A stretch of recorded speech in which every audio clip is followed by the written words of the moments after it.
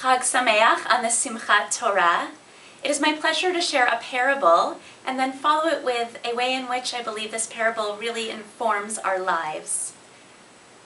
A king had a daughter that he wished to marry to a good and proper suitor. After much searching and investigation, he decided that a particular suitor was acceptable. The king was ready to announce that he had agreed to this man marrying his daughter.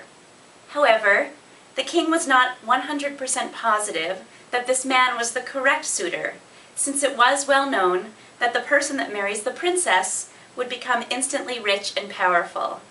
Therefore, there were many charlatans who tried to fool the king into thinking that they desired the princess, when in reality all they wanted was the wealth, honor, and fame that the marriage would bring.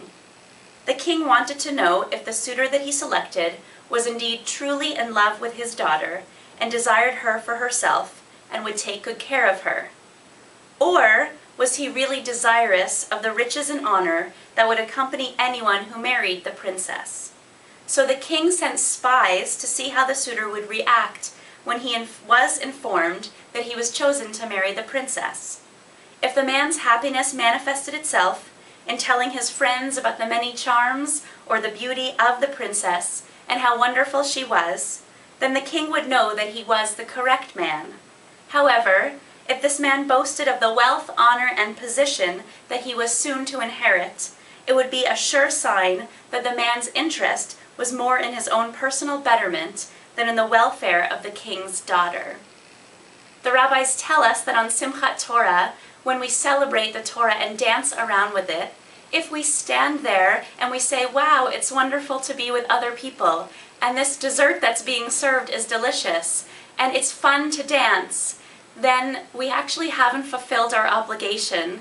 For in fact, Simchat Torah is about the other emotions of recognizing the importance of our Torah, of feeling good about the mitzvot, and in fact feeling obligated and empowered to do them and to affect goodness in this world. Then we've truly celebrated Simchat Torah.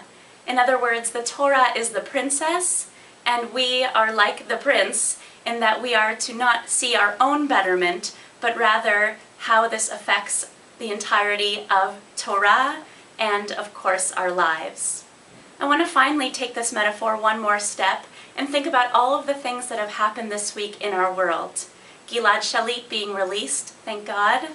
And on a different note, Gaddafi no longer being in this world, which is something that I will leave to you to express emotion one way or another. But the reason I bring them both up is that when we reflect on these, we are taught according to this metaphor and our tradition, or this parable within our tradition, that we are not supposed to see events and how they affect us personally, but rather see those events and see how they affect the greater world and take lesson from that.